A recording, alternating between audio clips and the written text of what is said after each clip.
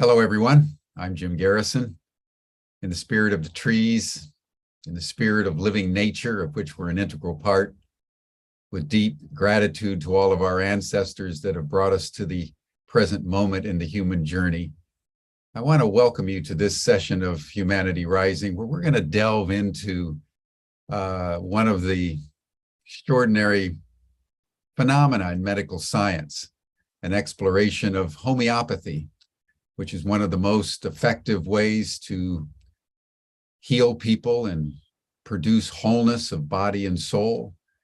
And yet, since its inception several centuries ago, it's been very controversial because it goes against the prevailing scientific reductionist paradigm of materialism, and that if you can't measure it and you can't see it, it doesn't actually exist.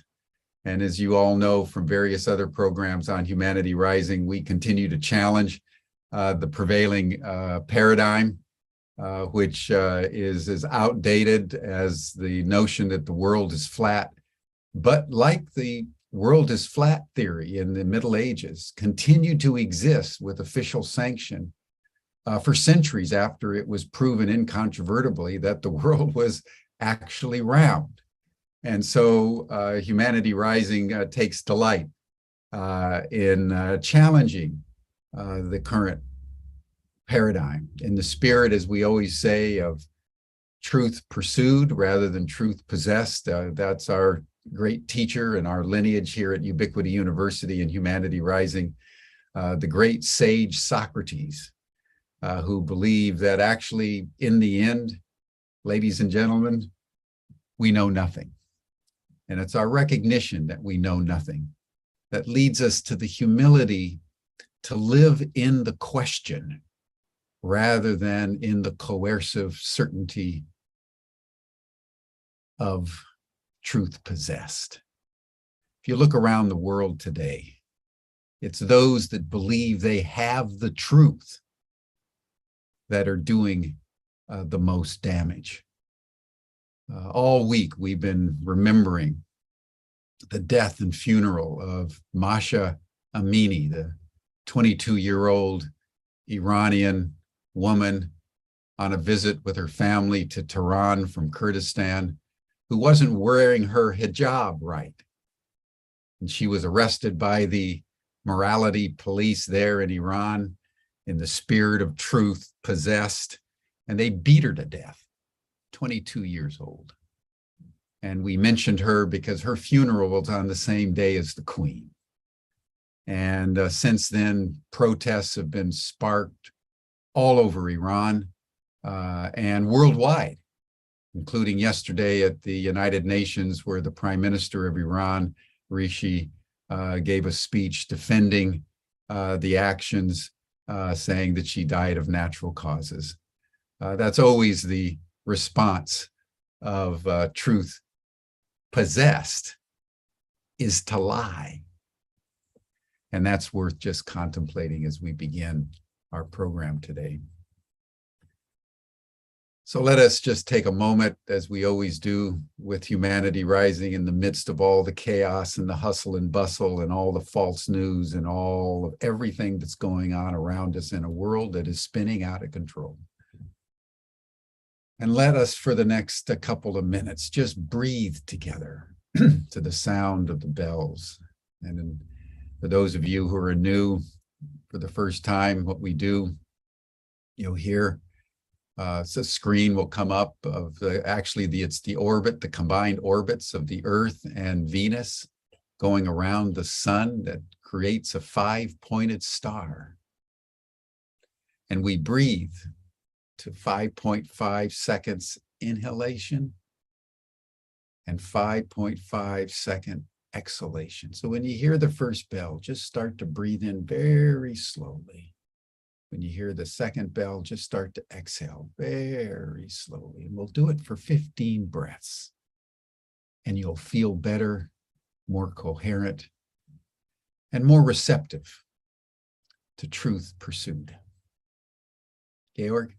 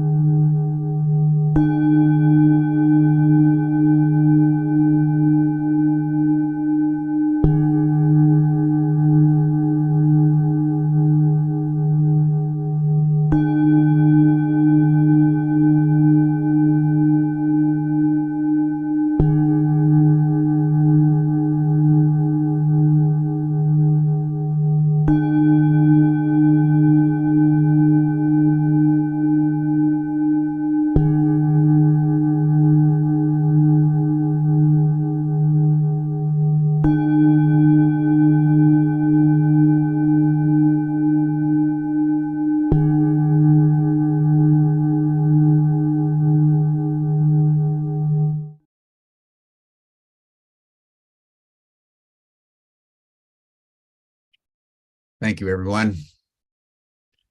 According to science, that breathing, 5.5 seconds in, 5.5 seconds out, produces more coherence over more systems of your body more quickly than any other breathing technique known. And it's the basis of most of the major chants, the Om Mani Padme Hum, if you know that from Tibet, or the Ave Maria in Latin in the West. It's very, very ancient. The ancient mystics knew that if you just breathe in a certain, very natural way, breathe out 5.5 seconds, you'll just feel better in no time. And it increases your body fortitude and your emotional and spiritual equilibrium and your heart and brain coherence. So we do that every day. I do it as my practice every day for 30, 45, sometimes 60 minutes. And it's working wonders on my capacity not to react in a stressful way to stimulus that is kind of hitting us all the time in multiple levels of our being. So that's the breathing that we do, and thank you for joining us and doing it. And now it is my great pleasure to introduce a very old friend, Dana Ullman, who is one of the more prominent homeopaths in the United States, and I would say globally, is recognized around the world as someone who has delved into the intricacies and I would say mysteries of homeopathy, this extraordinary technique of taking these little sugar pills. And the more diluted they are, the more powerful they are. And they work as efficaciously as acupuncture and Western medicine and massage and Reiki and Rolfing in their own way. And so, Dana, we're very pleased to have you on Humanity Rising. And I now turn the program over to you. And Dana's going to make a presentation. Then I'll circle back after he finishes and we'll dialogue about the wonders of the homeopathic way of healing and maintaining health in our bodies. Dana? Well, Jim, first of all, thank you for inviting me. I feel like I'm on an all-star Olympic team of your hosts, being hosted by you. And and I also have to say that when I see a dear friend, besides shaking their hand and hugging them, I ask if I can breathe with them. Mm. And I think that is so wonderful. And I'm going to take, find recordings of these 5-second things and do this more regularly. So thank you for that. I'll send you a link to a coherent breathing.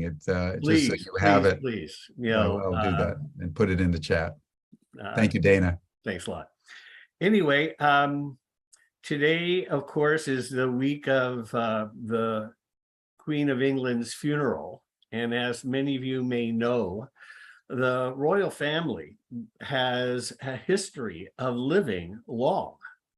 And I've seen many, watching some of the funeral, so many of the commentators was wondering, what is it that has enabled, the Queen Mother and then Queen Elizabeth II to live 101 and 96 and have so much energy? I wonder what it is. And of course, none of them say the H word. Right now, even King Charles has been criticized for him promoting homeopathy, but they forget the fact that the royal family has promoted and advocated for homeopathy since the 1830s. And early in the 20th century, they gave the homeopathic hospital, the London Homeopathic Hospital, they allowed them to use the word Royal London because they acknowledged the royal patronage. So, and yet despite this royal patronage, homeopathy is attacked regularly. And in fact, one of the amazing facts, the Washington Post did an article a number of years ago where they said that the two most controversial subjects on Wikipedia in the 4 leading languages that Wikipedia is in is the subject of Jesus Christ and homeopathy. How about that? I'm sad to say that I have been barred from editing on homeopathy on Wikipedia because I did something really stupid. I just chose to edit under my real name. I thought many people who edit under Wikipedia edit under fake names so people don't know who they are. I thought it was a good idea for me to edit under my real name so that I could educate people and people would know I'm an expert. But as it turns out, some of the antagonists to homeopathy, and there are tons on Wikipedia, sadly, said that because I'm a homeopath, I have a conflict of interest. But when I responded by saying, well, that means do doctors, are they not allowed to edit under any medical subjects because of a conflict of interest? I never did get a reply to that. So, despite some of the antagonism, homeopathy has continued to flourish for the last 200 years. In fact, I'm going to share some of my screen here and give you some statistics that might impress people.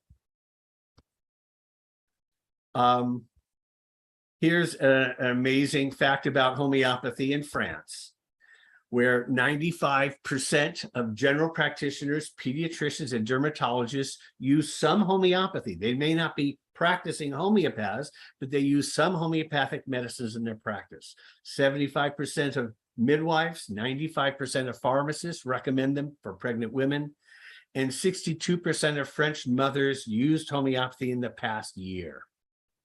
In Germany, 57% of the German people use homeopathic medicines, according to an article in the British Medical Journal. And at that time, the German Medical Association even announced its support for homeopathy and for reimbursement of homeopathic care. Though that sadly has changed more recently, and I'll talk about that later. And then perhaps for some people, an even more impressive fact is that 92% of the doctors that work for the German football team, which is their soccer, use homeopathic medicines. So there's that much integration of homeopathy in Germany. And I should say that one of the areas of modern medicine today that is more integrative in terms of conventional and various alternatives is sports medicine. Because acupuncture plays an important role, chiropractic, of course, massage. And then this week, the Green Bay Packers and their quarterback, Aaron Rodgers, have come out for ayahuasca ceremony. I don't know if you know this, but Google that. You'll find a fascinating body of articles on that subject. But perhaps even more impressive, there's 100 million people in India that rely on homeopathic medicines for all of their healthcare needs. So I'm not just talking about colds and coughs, I'm talking about arthritis and cancers and the most serious diseases and the most just common ones. So clearly, you cannot do that with placebo. I would challenge a single clinician to go a simple week and prescribe just placebo pills for their patients and see how many of them come back either with the same disease or just leave them entirely. So, that challenge has never been taken up. And of course, why would they? But that's the one thing that's unique about homeopathy. And as a clinician, when it's not as though every homeopathic medicine that I prescribe or that anyone takes will work, because homeopathy doesn't work like that. It requires sort of a careful individualization of the person's overall syndrome, which is not just their disease. The disease is part of the syndrome. So you may have arthritis, but you have your own version of arthritis, because you may have a headache with it. You may have, someone else might have a digestive problem. Someone else might have irritability or depression. We have our own overall syndrome. And all that will lead me to explaining some important things about homeopathy. Before I talk about the primary principle of homeopathy, called the principle of similars, it's very important for people to understand that in homeopathy and in the entire field of natural medicine, we have a profound respect for evolution. And what I mean by that is evolution assumes and understands that the human body and any living organism will do whatever it can to survive. And our symptoms of disease are not just breakdown, but our symptoms are actually our body-mind's defenses. Our symptoms are that doctor inside of us that's fighting for our survival. So it will do so with pain. It will do so with inflammation. It will do so through discharge. It will do so through high blood pressure. And these are ways that our body and mind is doing whatever it can in its most sophisticated evolutionary process to survive, defend itself, and to heal. And then once you realize that our symptoms are defenses, once you realize that the word symptom derives from the Greek word, which means it's a signal. It doesn't mean it's the disease, it's a signal of a disease. And so in conventional medicine, we often turn off the signals. It's not an excuse, happenstance that so many conventional drugs have the word anti in front of it. Antibiotic, antihistamine, anti-inflammatory, and on and on. And by doing so, conventional medicine shows a profound disrespect for the human body, a profound disrespect for evolution. Maybe even personally, I wonder if doctors even believe in evolution. In other words, they may give lip service, but not really support it. So once you realize that symptoms are defenses, instead of using medicines and therapies that combat the symptom and that ultimately suppress the symptom, in homeopathy, we look for a medicine that will mimic the specific syndrome that that person has. We turn into the skid. And that's one thing that all of our driver's education teachers taught us. And that although at first blush, it may seem as though it's illogical, the physics actually supports that turning into the skid is a way to gain better control of the car. And so this principle of like cures like is ancient. Hippocrates wrote about it. It's been used in many different civilizations. And of course, today it's used in modern immunology and vaccines.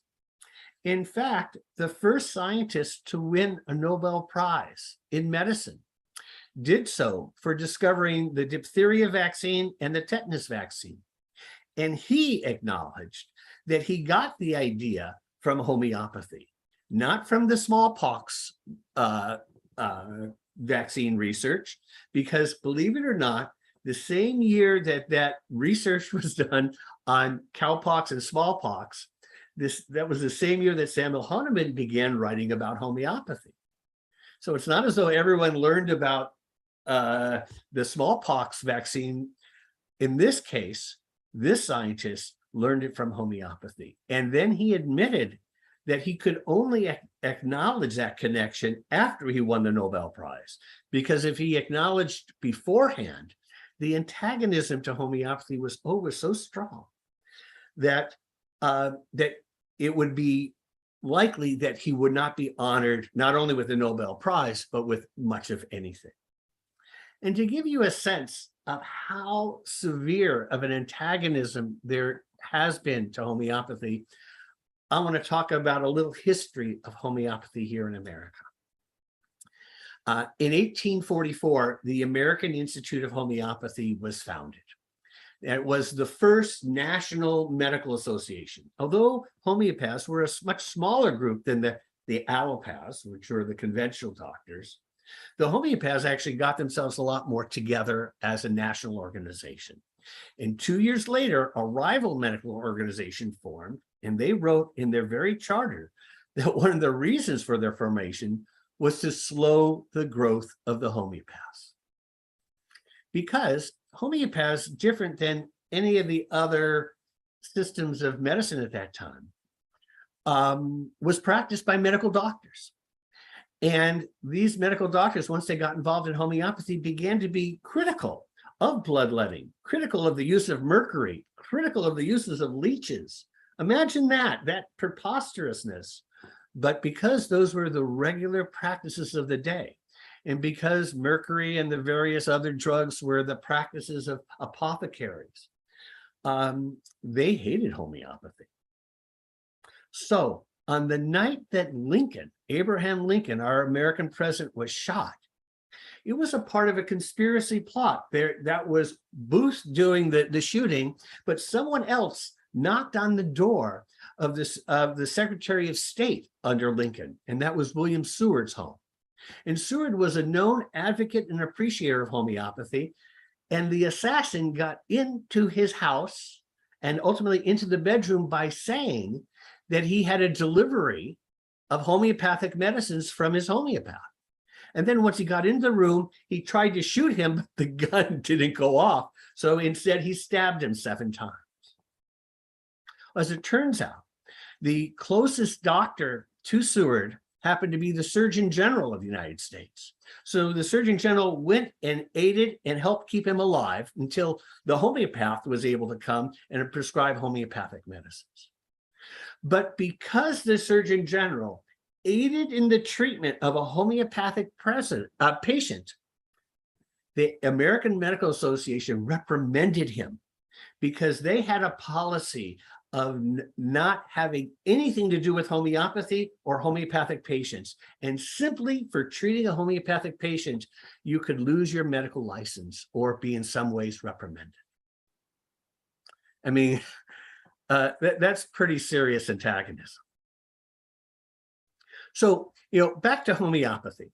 Now, this principle of similars, like I said, it honors the body's defenses. And initially, Samuel Hahnemann, the founder of homeopathy, and that name might be familiar to some people because in Philadelphia for over 100 years, there was the Hahnemann Medical College. And in many cities, there were Hahnemann hospitals. In San Francisco here, there was a Hahnemann hospital until around the 1970s when a man named Marshall Hale bought it, and he named it after himself, even though he didn't have the dignity to die first. Usually you have to die and then have a hospital named after you. But so the bottom line is Hahnemann was a very respected physician. He was a physician to royalty in Germany at the time, even as a conventional doctor. But then he ultimately quit his practice because he felt he was doing more harm than good. And because he then made a living as a translator, he was translating different documents, and he came upon this principle of similars. And he decided to test it on himself, and he began taking small and ever-increasing doses of a tree called the Peruvian bark tree, from which they derive quinine. And he began to develop a fever, and then developed a chill, and then fever and chill, went back and forth. very much just like malaria. So he began to stipulate and realize that maybe this drug is good for malaria because it causes the similar symptoms that it is known to cause. And he ultimately tested 90 different substances in his life, and he found an ongoing principle and pattern in nature. Is whatever a substance causes in large dose, in small dose, it will help to heal. And initially, he was just using small herbal-sized doses, and then he found that it was more and more effective when he began using smaller and smaller doses. But he didn't just take a dose of a substance, as Mark Twain once said, of putting it a substance at the top of the Mississippi and then picking it up in the Delta. Hahnemann was a respected chemist of his day, not just a physician. And he was the author of one of the leading books that apothecaries used for making drugs. And so he had a specific way. He used, first of all, a distilled water to dilute the medicines. And today we even use a double distilled water, which is the highest grade of pure water. It's called pharmaceutical grade water. He would put it in there and then shake it very vigorously. And he only did that initially a couple of times. And only over time and over decades did he begin to use the 30th potency, which was diluted 1 to 130 times. And then when some of his colleagues wrote to him saying, we've been using the 1000th potency and the 1500th potency, Hahnemann actually said, stop, this is insane. You know, people won't believe this. And then he began to use these nanodoses, and he was beginning to have the same, much more significant benefits than he had had with the lower doses. Now, how and why would that happen? Well, actually, there's been some fascinating new research published by, of all people, the American Chemistry Society, who published a journal in the area of science called material sciences. And the journal is called Langmuir. And in 2010, they published a study by a group of scientists in India at the famed India Institute of Technology, which is their most respected scientific institution. And they tested 6 different metals: gold, silver, copper, tin, platinum, and zinc. And they diluted them 1 to 100, 6 times, 30 times, and 200 times. And using 3 different types of spectroscopy, they found nanodoses of the original substances in each of the solutions, whether it was the 6th potency, the 30th, or the 200th. And they began to realize a couple things. First of all, they acknowledged that there was a study that wasn't even a homeopathic study, a conventional pharmaceutical study, that found that when you use glass bottles, and in homeopathy, we always use glass because if you use some type of metal container, of course, that metal will leach into it and contaminate the solution. But in fact, glass does also, and more specifically what happens, if you put a medicine in a test tube and you shake it vigorously, like 40 times is what we do in homeopathy, that substance blanches against the side walls of the glass, and 6 parts per million of silica fragments are knocked off the glass walls and float in the water. And what's happening is, because of the turbulence, whatever you're making into the medicine, whatever that pharmacy is making into the medicine, is pushed into the silica fragments. Then, when the pharmacy dumps out 99% of the water, a lot of the fragments just cling to the glass walls. You can't get them out. And using modern spectroscopy, you can find nanoparticles of different substances. What's interesting is each time they do these dilutions, those particles get smaller and smaller and smaller and smaller. Now, these small doses will not have any effect, and you can quote me on that. They will not have any effect unless, unless the person who's taking them has symptoms that resemble or similar to the symptoms that that substance is known to cause. And then that person's body has a radar of sensitivity to whatever it needs for its survival. This principle of similars, like cures like, is not just ancient, but it's a bit futuristic too. The idea of using small doses that can then penetrate cellular membranes without that membrane locking down and say, stay out. It can penetrate blood-brain barriers. And thus, some of the theories are that the smaller the dose, and the higher the potency, the more times it's gone through this process of diluting and shaking, the deeper it is able to go into the cell and into the brain. Then the cell and the brain do have sensitivities inside that said, we've been infiltrated by arsenic, we've been infiltrated by mercury, we've been infiltrated by whatever substance that medicine is made out of. And because that person's symptoms resemble that substance, it helps the body elicit a healing. And that's why, in fact, for those of us that practice homeopathy, around 20% of our patients, before they get better, will experience what's called a healing crisis, where the symptoms will initially get worse before they get better. So a woman that might have, menstrual irregularities, or might even have fibroids, or that some type of cyst or something, that sometimes that woman will have an early menstruation, that will even have a menstruation that's profuse and even clotted, and have associated cramps with it, and they think, oh, I'm worse. But once that storm is gone, the person notices that they are better in significant ways. And that's the thing that's unique about homeopathy. And like I said, when I'm a clinician, and whenever a patient said, I ask the question, what do you notice that's different? And it's amazing how often people say, well, I didn't notice anything. And then I open up their file and I begin to go over some symptoms, and they go, oh, that's right, I had that symptom. Oh, that's right, I had that. Because sometimes when a real healing goes on, the person has completed it so much, it's out of their field, it's out of their memory.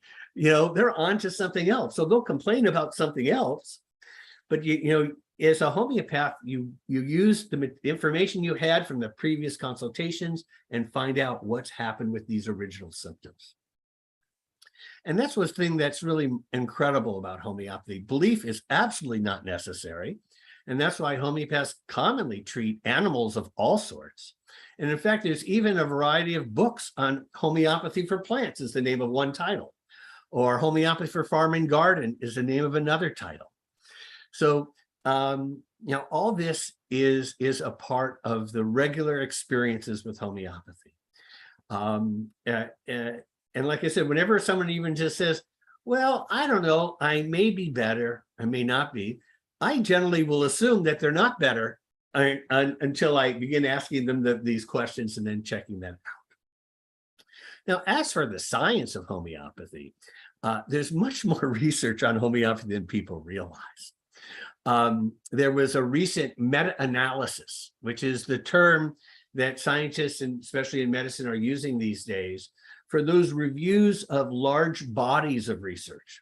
Because like with vitamin C, there's some studies that show that it works for preventing a cold, some studies that show that it doesn't work. How is anyone to make sense of it? Well, there are people that review these bodies of work, and they write them up as a systematic review or as a meta-analysis. And they evaluate, well, what does the bulk of the highest quality research say? And the most recent review found that, in fact, there was a significant body of research that shows that homeopathy works. But even better, this particular review reviewed 5 other big reviews of research, and they acknowledge that 4 of the 5 biggest bodies of reviews of research showed that homeopathic medicines work. Now, as for other studies, I'm going to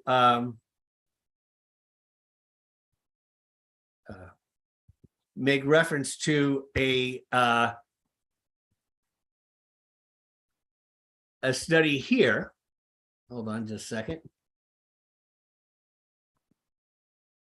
Share screen.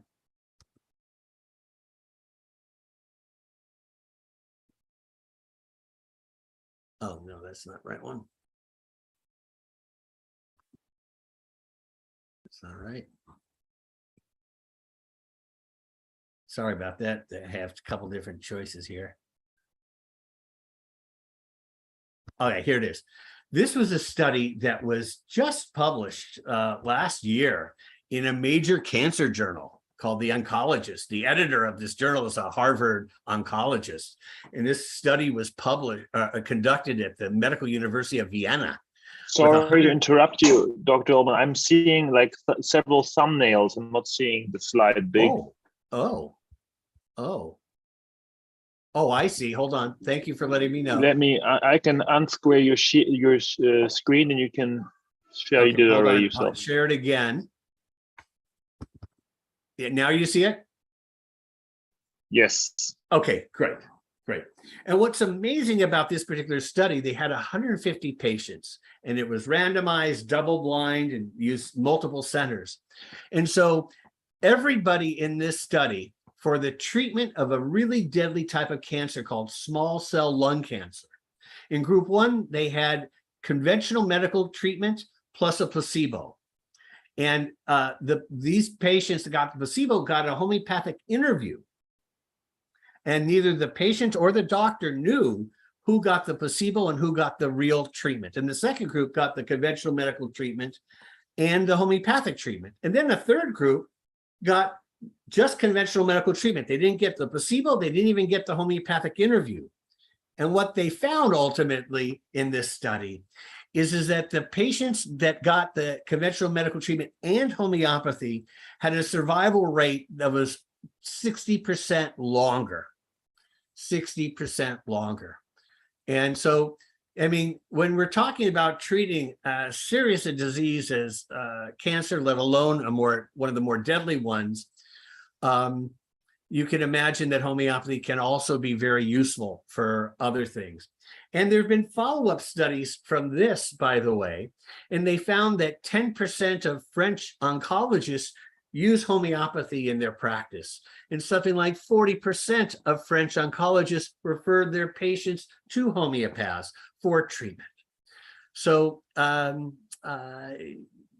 in Germany, one of the most respected scientific bodies in Germany acknowledged that homeopathy has a role in oncology.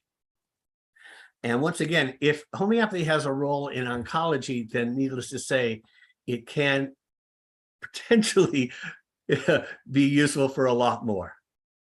Now, before all this, before we began this session, I began talking with Jim, and we're both his partner and me recently underwent hip replacement surgery. And here's where conventional medicine is at its best, mind you.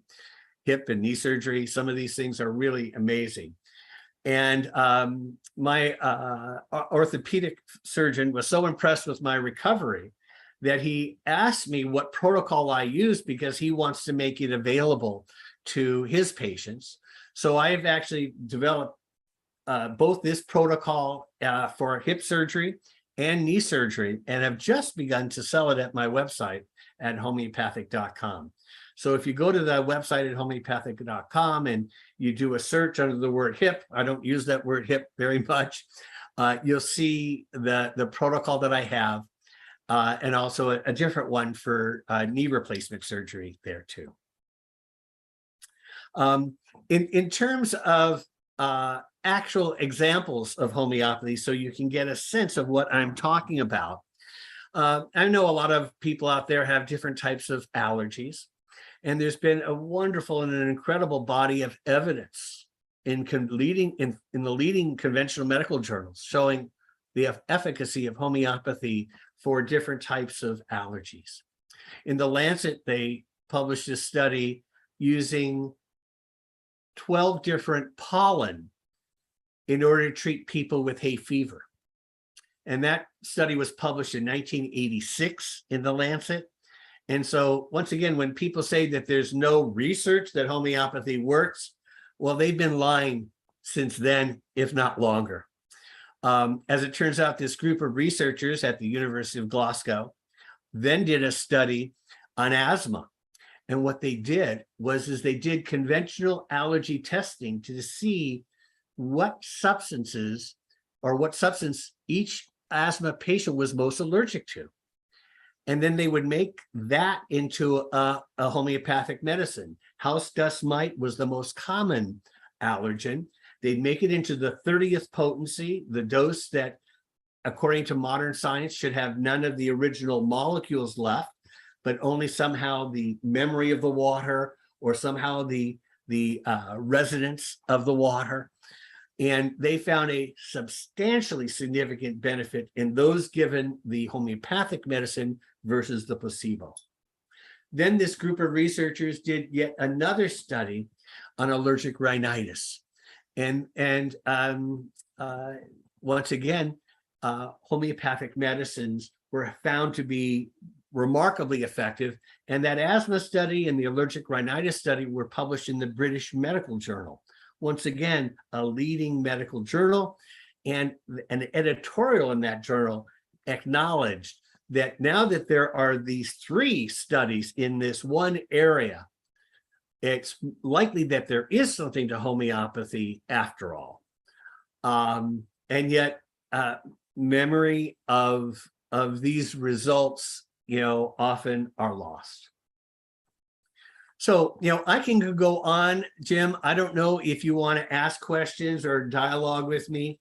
I do, in the process, want to invite people to my website at homeopathic.com. I also do want to alert people that one of my new projects, after writing 10 books, I'm done writing books. I now have created an e-course to teach people how to use a homeopathic medicine kit. So it comes with an ebook, which is over 600 pages, which provides details, but not only about the medicines. What I decided to do in this ebook is give reference to the over 400 studies published in peer-reviewed medical journals, so that when people say, well, where's the research? Of the 100 conditions that I cover, at least 50 of them have some type of study. And then the e-course comes with 80 up to 80 15-minute videos. And I'm particularly proud to say that the videographer that I used for this e-course is my dear friend, Rick Buckley, who has been the videographer for so long for Ubiquity University. And, he and I have gone to Burning Man together 8 times. So we've burned together. And so I'm pleased that this e-course turned out well. And my website has 100 free articles, feel free to go there. And I'm also proud of the body of literature I created for the Huffington Post between 2010 and 2015, when it was a good website.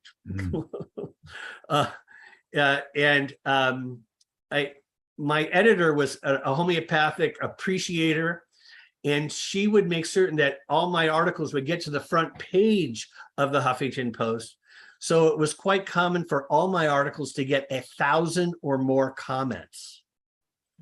And you don't get 1,000 or more comments from people who love you. You get that only when people hate you, and then the lovers of homeopathy come out to defend you. So, well done. Yeah. Yeah, I used to do my blogs on the Huffington Post back in the day when they really honored diversity and were looking for innovative thinking and so forth, but that's no longer the case. Yeah. When Ariana was around, it really was a really important website. And, I appreciate wokeness, but there's over the edge, and, they've become, big farmer brown nosers. Yeah. So, Dana, thank you so much. This has been really a powerful discourse on homeopathy. And there's been a number of questions that I'd like to just bring in from the chats. Sure. just to get started right away. One from Galen Myers, and he's saying, I'm curious about Luc Montagnier's work demonstrating that a genetic code can be reconstructed based only on information stored in relationships of water molecules. I feel there are implications toward understanding homeopathy better. How water memory could help us understand better theoretically about the efficacy of homeopathy. Yeah. Speak to that. I had the real pleasure of meeting Luc Montagnier several times. He spoke at a conference I organized, and then he and I both spoke at the Royal Society of Medicine, where there was a special conference on water and homeopathy. And there is a body of work showing that homeopathic medicines have an effect on genetic expression, the up and down regulation of certain genes. And that's very important. It's so sad that his work was trivialized and then research monies withdrawn from, it's the same thing that happened to another very respected French immunologist named Jacques Benveniste, who also had done a study finding that these homeopathic nanodoses were having an effect on basophils, which were a type of cell that increase in numbers when people have an allergy. But the work on water, I wrote a review of research on that subject in a conventional pharmacology journal called Dose Response. So you can find it by Googling my name, Dana Ullman, and the name of the journal, Dose Response. And I'm very proud of this body of evidence that I review. So if anyone ever says that homeopathy is implausible based on modern science, I simply respond saying, I'm sorry that you're inadequately informed, and I hope you'll stop misinforming people. But if you want to catch up on research, this article will be helpful to doing so. But say a little bit more about that research, about the similarities between homeopathy and water memory, because, we're, what is it, 70–80% water? Well, so actually, that's what's so great. We're not really 70–80% water. We have cellular fluid, which is a much more sophisticated solution than just water. Yeah. Water is just H2O, but it's oh, here's an interesting example. And Benveniste gave this example too, that if I'm in a submarine and I want to communicate with another submarine, using normal radio waves in salt water doesn't penetrate salt water. So they have to use what's called an ultra low frequency. But the words ultra low are inadequate. It really should say ultra, ultra, ultra, ultra, ultra, ultra, ultra low, because they find that, normally a radio wavelength that's going around our heads right now might have several wavelengths per inch. But in order to communicate through salt water, a single wavelength will be several miles long. Wow. So in other words, when you think of our body, we're much more like salt water.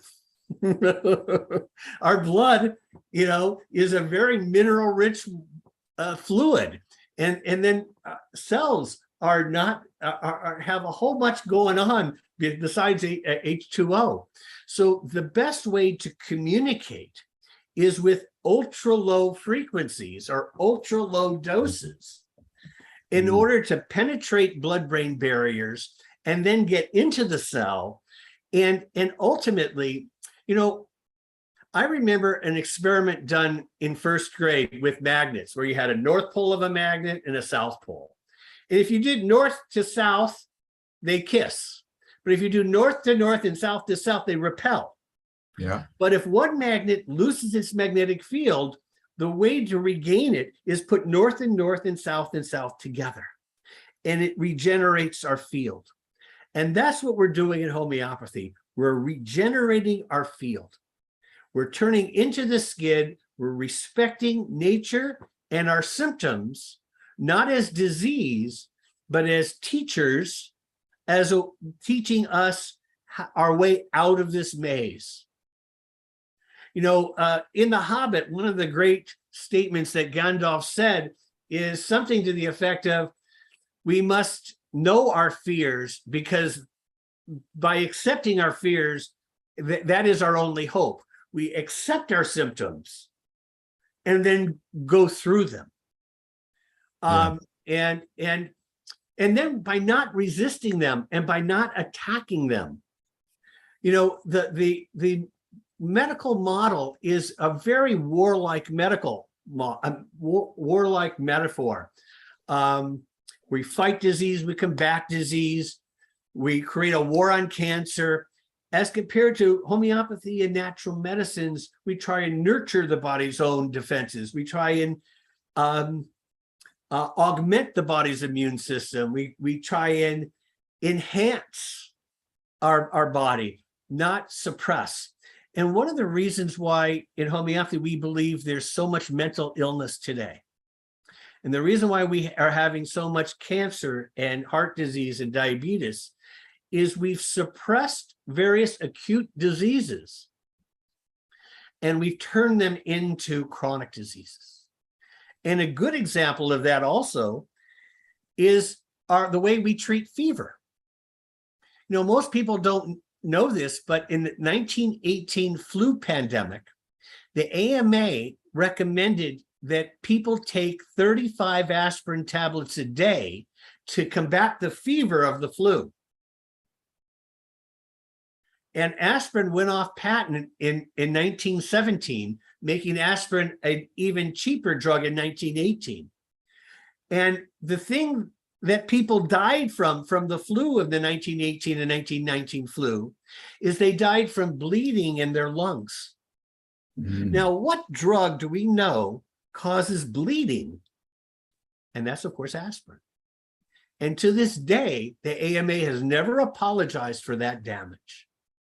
And they've continued this information with the COVID pandemic, where they're instead of recommending aspirin, they're recommending, you know, other anti-inflammatory drugs. And I do recommend that you suppress a fever if it gets up to 103.5. Don't get me wrong.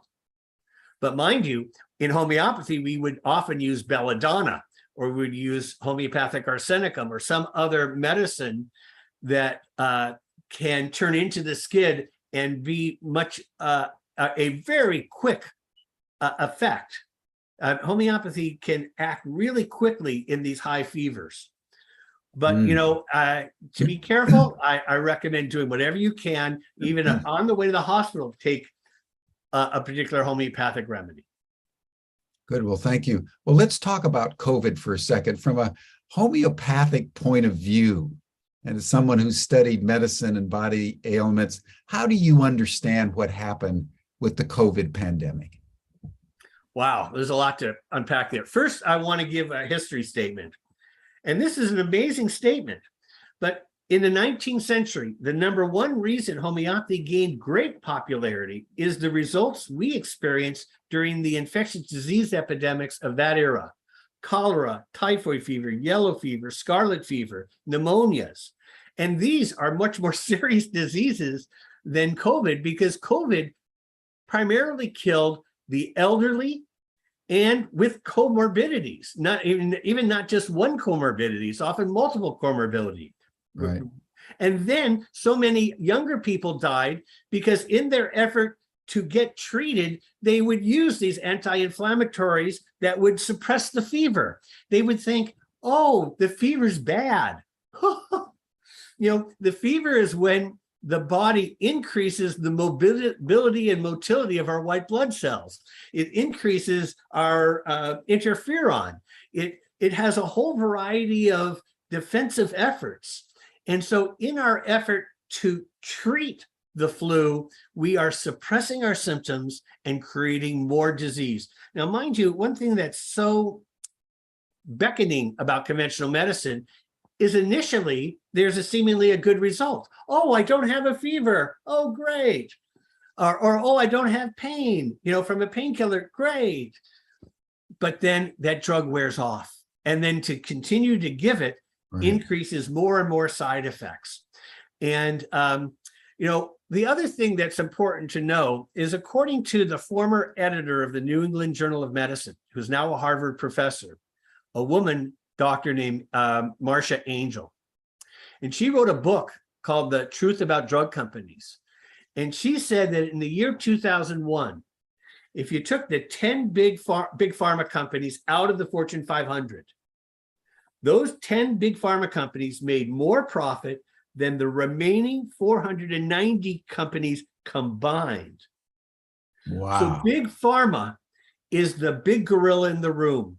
There's a reason why they concentrate their advertising on the news, and that's to own them. And Murdoch told Bobby Kennedy Jr. directly, because they're old family friends. And Murdoch says, look, if any of my anchors ever invite you on the program, I'm going to fire them. And the only time he was ever invited, Bobby Kennedy was on Fox News, was the day that Bill O'Reilly was finally kicked off the program. And he was finally invited on the program of, oh God, why am I spacing out on the? Sean Hannity? No, not Hannity, the other brown noser who. Buyer? No, the guy who wears a bow tie times. Oh, what's his name? Tucker Carlson. Tucker Carlson. So the only time Tucker Carlson had him on was on that day, and it was for a short, like 3 or 4 minute interview. And Murdoch was saying, look, I have to respect my advertisers. So big pharma. There's a reason why so much scientific information is being censored. They are hiding a lot of the damage. You won't believe how many patients I have who've been damaged by the vaccine, and it's really sad. Now, one of the important homeopathic medicines I will tell you about that I have a lot of respect for, that's good, I don't want to say for COVID, but I'm going to say for people who have viral infections, is a homeopathic dose 9C of thymulin. Now, thymulin is a hormone from the thymus gland. And thymulin is responsible for our body creating T cells. T cells are the most important way our body fights viruses. Okay.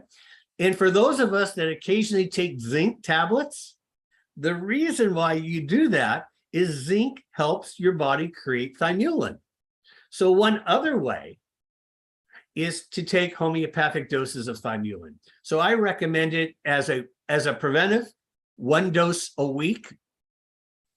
And if you have any type of viral infection, to take it 4 times a day. And you can get thymulin in like Good Earth or Whole Foods? No. You have to order it. It's very idiosyncratically available. I mean, my company at homeopathic.com certainly sells it. It's sort of one has to be careful writing about what people can do for some of these viral diseases, because the number one way to get something outlawed is for something to get too popular. I mean, certainly ivermectin and hydroxychloroquine. By the way, one of the unknown things about those two drugs is they also increase our body's ability to absorb zinc. And that's how they work for helping dealing with viruses. And so anytime any media or scientist said, well, this horse tranquilizer, I mean, how does that work? I mean, it makes no sense. Well, they are just uneducated about the evidence. And well, from the big pharma point of view, just to carry on your deeper point about the control of the pharmaceuticals, ivermectin and hydrochloroquine were off patent. That's right. For about 60 years, and working very, very well and efficiently, and recommended by doctors all over the world. But then when they wanted to bring in the vaccines, the first thing they did, which they've done consistently in other occasions, is to take the practical workhorse drugs that were not any longer as profitable as they wanted them to be off the market. Right. So that's a time-tested technique of the pharmaceuticals. As they bring in new drugs, they eliminate the old drugs they no longer profit from, and people suffer because these new experimental drugs are getting, as more and more evidence comes out on the vaccines, highly, highly dangerous and have side effects that are being systematically repressed by the World Health Organization, WHO, and CDC and others. So, I'm glad you're raising this, Dana, because it's an issue when 10 companies make the profits of the rest of the entire Fortune 500. Right. We got a problem, Houston. Yeah, we have a serious problem indeed. So but coming back to homeopathy, one of the questions earlier on was the relationship that homeopathy plays or has with our emotional bodies as well as our physical bodies, because our bodies are unitary systems, and therefore what's afflicting the body is also afflicting the emotions and the psyche. Go into more detail about how homeopathy kind of works on the different physical, emotional, and psychic bodies in our overall psychosomatic system. Sure. Well, you've heard of the Menninger Clinic. The Menninger Clinic over a century has been the leading mental health institution in America. Well, the father, the doctor who started it, who then had two sons who then, institutionalized it. But the father, Charles Frederick Menninger, was a physician and a homeopath. And he insisted that you had to exhaust the use of homeopathic medicines before you begin to use conventional medicines. But his sons ended up partnering more with big pharma and conventional medicine and turned away from that. A colleague of mine, Jerry Cantor, who's a Boston-based acupuncturist and a homeopath, has just written a magnificent book called Sane Asylums. Hey, have it right here. Sane Asylums. And it's the subtitle is The Success of Homeopathy Before Psychiatry Lost Its Mind. Yeah. And as it turns out, in upstate New York, in Middletown, there was a huge mental health hospital that was run entirely by homeopaths. And then there were a variety of other mental health centers that were also were homeopathic mental institutions. And what's interesting is I have a book also called The Logic of Figures. It sounds like a statistics book, and it is of sorts. And it compares the morbidity and mortality rate in homeopathic versus allopathic hospitals throughout the world. And I mean, just the numbers. And by percentage, the people that died in the conventional medical hospitals by percentage versus the homeopathic hospitals was usually 100%. In other words, twice as many to 8 times as many. 8 times was really common. And this was not only in the hospitals, but in the insane asylums and even penitentiaries. There were hospitals devoted to using homeopathic medicines and others towards the allopathic medicines, and the death rates were that different. Wow. By the way, I was mentioning, actually, one thing I didn't mention was my own book. Which I've read, everyone. It's a very good book. Yeah. Now, this is a book that subtitle is Why Famous People and Cultural Heroes Chose Homeopathy. And the physician to the Queen of England wrote the foreword to it. And he had previously never written any foreword to any book on homeopathy. But what this is the history of the 11 American presidents that used homeopathy from Lincoln to Clinton. And that's an interesting story about Clinton, to literally every spiritual guru, as well as leaders of the Russian Orthodox Church, the Jewish faith, even Muslim religions. And then my longest stories in the book are of Charles Darwin and J.D. Rockefeller. And I mean, there's an amazing, a wow experience on every page. I mean, all the most famous people you can ever imagine, from literary greats and sports superstars to women's rights leaders, actors and actresses of the stage and screen, corporate leaders and philanthropists, and on and on. Well, let's pause at Darwin, because I loved your story of Darwin, and it'd be worth telling, Dana, for a few minutes, because I think he exemplifies an individual who was not receiving any help with the prevailing medical practices, went to homeopathy, was cured, but because of his scientific worldview, couldn't kind of accept it and never admitted it. So he was a classic example of how you can heal a person who doesn't believe in what you're doing, then won't admit that he was healed by what he didn't understand.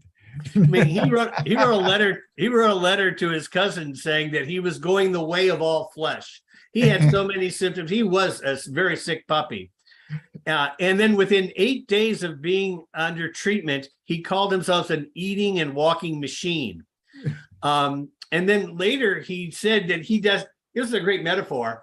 He says, I don't have an atom of faith in homeopathy.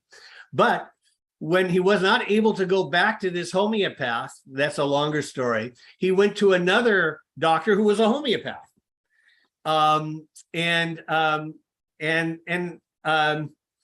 So he also ended up doing an experiment on the Venus flytrap plants with homeopathic doses of this chemical. And he says, I don't want to publish this evidence. I don't believe it. So he then had his son do the experiments, and he had the same results. And they ended up writing a book about it. But, he didn't ever use the word homeopathic. He just talked about small doses. It shows you how imprisoned a person can be in the scientific paradigm in the face of incontrovertible evidence that they themselves have experienced to the contrary. Right. Let me ask you a question from Shannon MacArthur. It's a very interesting question. To please comment on this practice of delivering homeopathic remedies through sound. Wow. Okay, there was that taking place? Well, it's even more energetic than sound. It's no sound, really. Have you ever heard of the field of radionics? Yeah, but explain it to the one audience. thing that's great about radionics, it makes homeopathy seem conservative.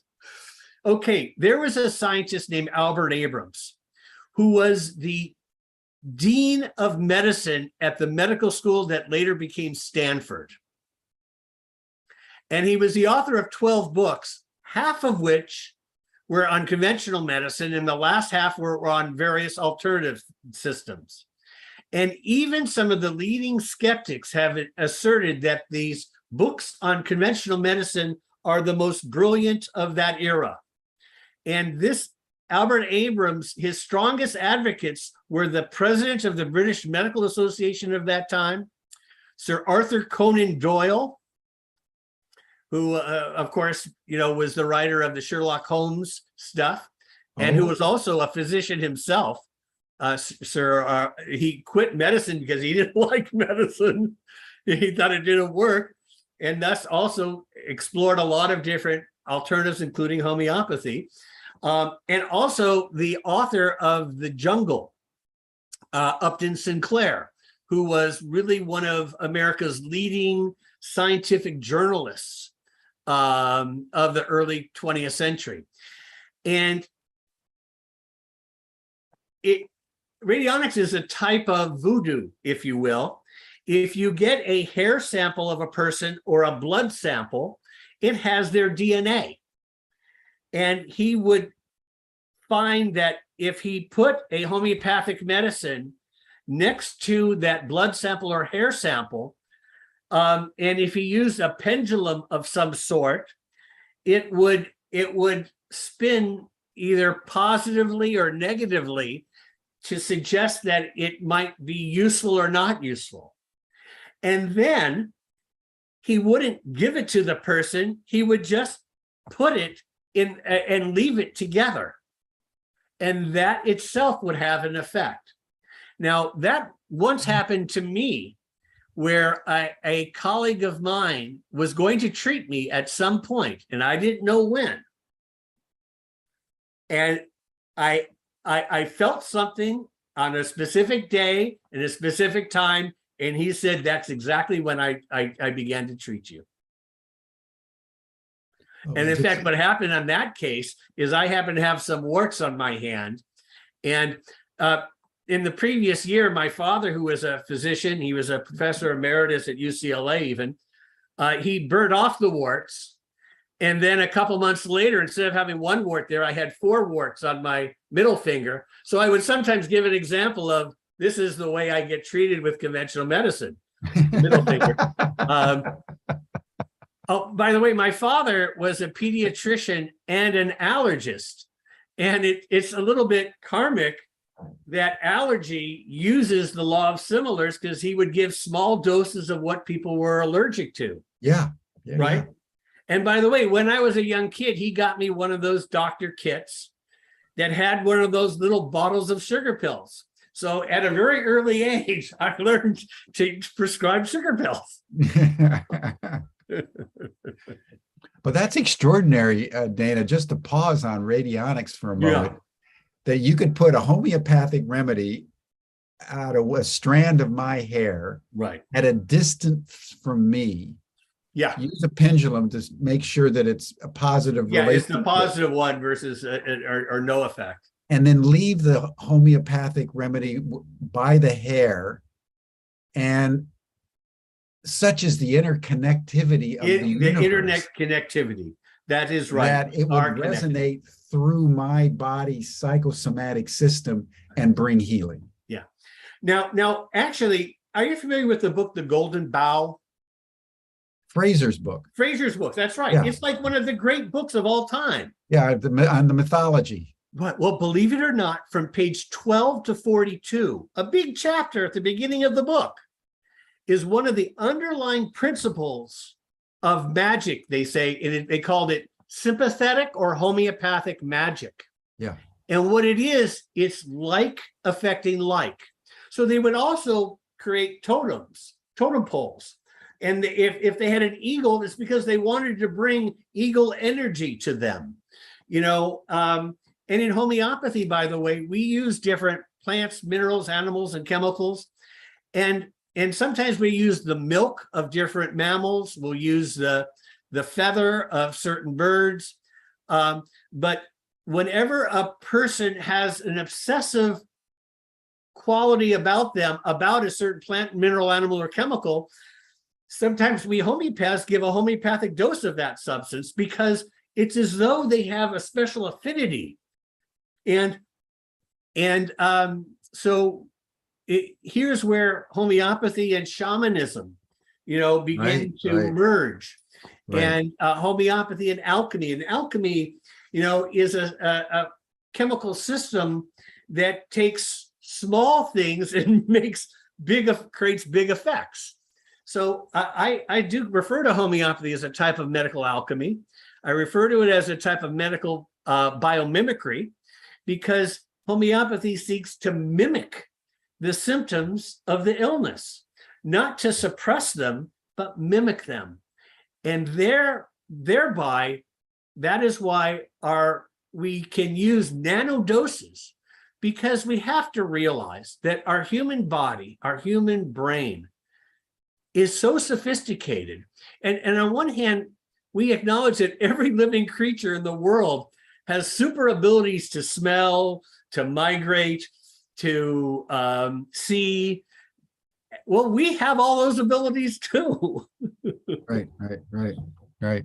Well, just as we start to bring this to a close, Dana, and thank you so much for your insight. I'd love to hear your comment on how you're viewing, the future of integral medicine, because it's so extraordinary that here you have homeopathy that is a sympathetic resonance modality of healing.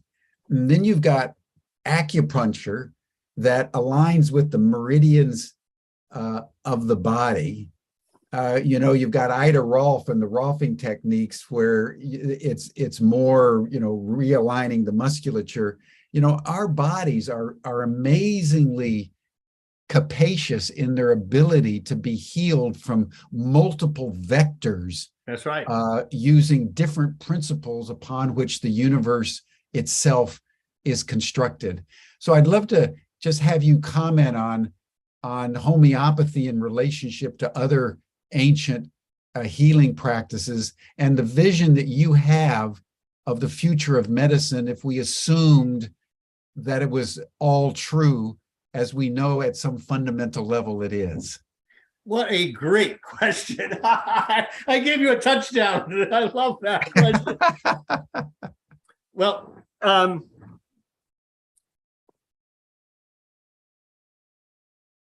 I had something in my mind and I lost it now. All right.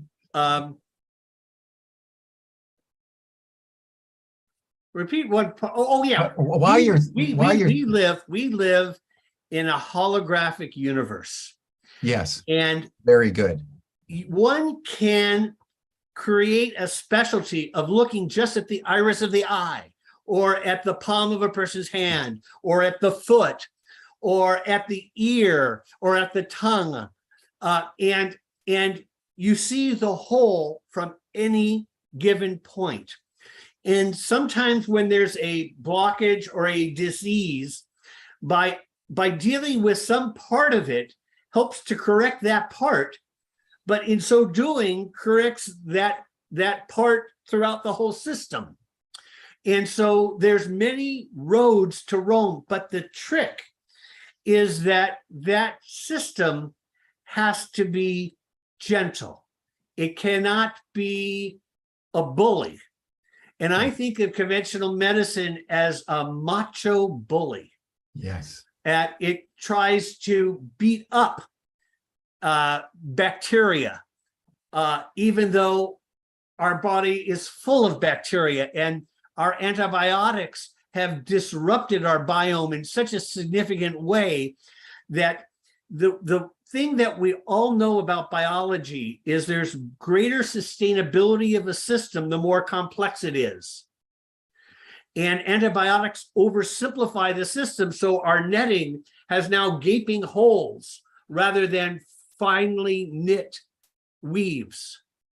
And so that our digestive system breaks down, and then our nervous system begins to break down, and it's downhill from there in terms of immune response, in terms of mental health.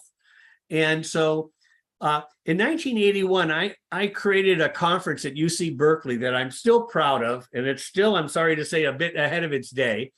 And it was called Conceptualizing Energy Medicine.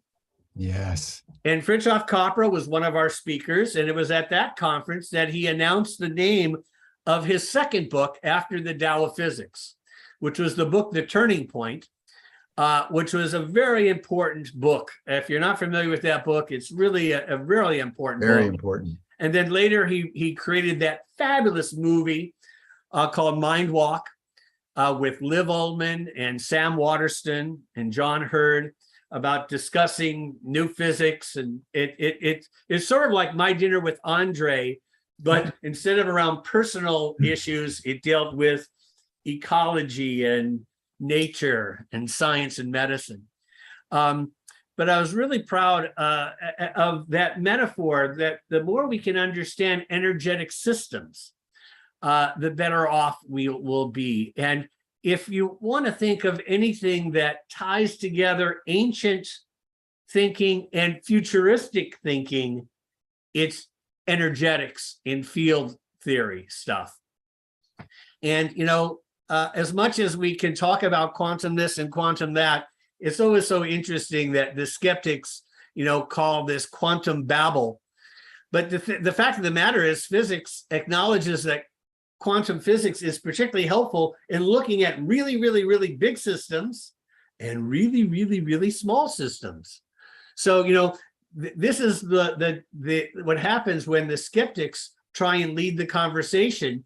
They oversimplify the information. They ignore any of the positive studies. They only cherry pick the negative ones, and they have immediate forgetfulness about how it is no longer inappropriate to call homeopathy implausible. There's now plenty of ways that science can explain how these nanodoses work. Because if you think about it, our whole hormonal system and our whole cell signaling systems in our body operate at a super nanodose level. So many of our hormones and cell signaling systems operate at such a nanodose, it's the equivalent of 10 to the minus 20, which is really borders on the energetic. And the only reason why they haven't gone beyond that is we don't yet have enough technology to measure energetics.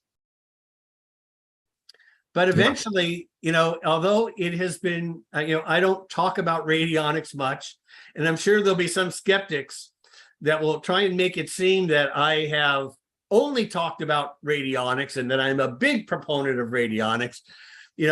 I try and minimize that, because though I do like the fact that it makes conventional homeopathy seems okay. I can understand that, but I can't understand radionics. Well, it comes down to the profundity of magic. I think you're right. And shamanism, that if the universe is a singularity of interconnections, that means any perturbation anywhere ripples through the entire system. And if your body has a certain receptivity because it's your hair by the homeopathic remedy, 10 miles away, it's going to affect your system, because that's just the way the universe works. I mean, they've been doing the research on the protons, as you know. You have a proton, miles away, and when one starts to fluctuate, the other proton starts to fluctuate. At a distance, the universe is a unitary whole. So homeopathy is just an insight, a little fractal of insight in the similarity vector of how the universe is actually constructed. Absolutely. Beautifully, beautifully said. In fact, my understanding of chaos theory is that the way a butterfly flapping its wings in a distant part of Beijing can have an effect on creating snowstorms in Manhattan, is that it gets into a perturbation, and it gets into a resonance that's hypersensitive to a resonance at a distance. That's hypersensitive to a resonance at a distance there. And it has a increasing effect from that wave-like change that happens. So the hundredth monkey effect is real. Or maybe it might be called the 100 proton effect, or the 100 quark effect, or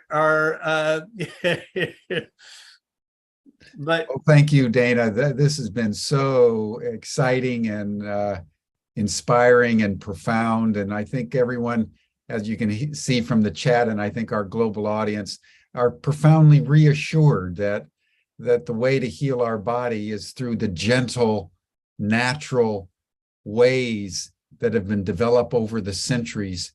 And sometimes we have to resort to the big bully of modern medicine under duress or in an accident.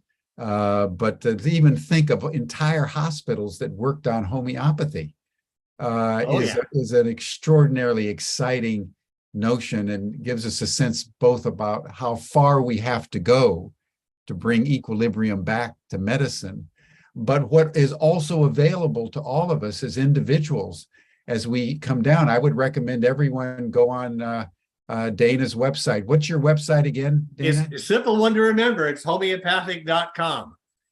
Homeopathic.com, everyone. And it's all there. And Dana does consultations by video. It's all Zoom. Even local people are Zoom. Yeah, so the answer is yes. So please don't call my office for an appointment. Please just email me at email@homeopathic.com, and that's how I create my appointments. Good. Okay. Dana, thank you so much, and that'll bring us to a close for today, everyone. You're all welcome to the after chat session. Dana, if you can have another 5 or 10 minutes and go to our after chat link. Let's see, Stan, have you put the link in the chat?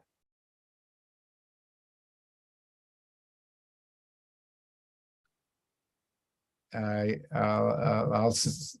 guess not. So I will, there we go. If you could copy that chat, Dana, I know people would love to have a more informal conversation with you for 5 or 10 minutes after this session is over. It's when we go to Zoom meeting where everyone can see each other. Oh, cool. Okay, I'll be there. All right, everyone. Jim, thank you so much. Wonderful right. to have you. We want you back down the trail just to give us updates and inspire us on how we can all heal our bodies from the inside out, just taking the time to use natural systems that have been available since time immemorial. Thank you, Dana. Thank you, everyone.